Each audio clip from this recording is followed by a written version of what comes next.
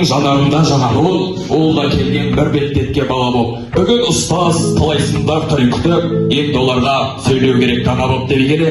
Жас маман жарқын болашақ иесі атты жас ұстаздарға арналған байқауымызды ашық деп жариялаймыз.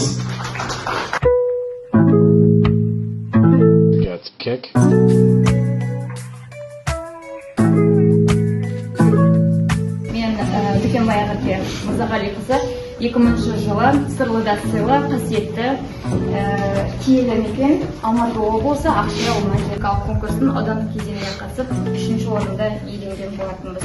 Басын ұлтымыздың ұстазы Ахмет Байтұрсынұлының сөзінен бастағым келді.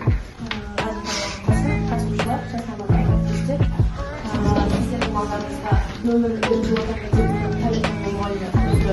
Есімім Қорық есімім Әлке Сұлтан Бекжанова. Алдарыңызға видео ұсынсам.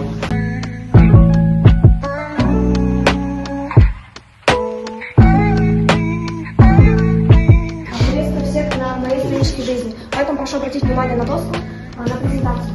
Во-первых, кто я? Меня зовут Булат Камила Ринат-Кызы. Я являюсь молодым учителем истории Алматинской области, Илийского района, средней школы номер 25. Меня зовут Серикова Диляра Серикова.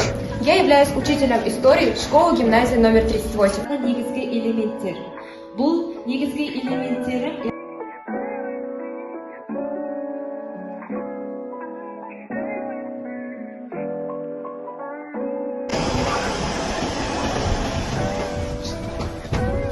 Қайырлы күн, құрметті әріптестер. Мен Алина Зеркебақызы, номер 7-ші орта мектеп тарих пәні ұстазымын.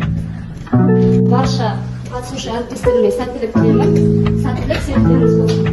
Армысыздар, құрметті ұстаздар. Өмірдің екі тірегі бар. Бірі үйренуден жалықпау, екіншісі үйретуден аянбау.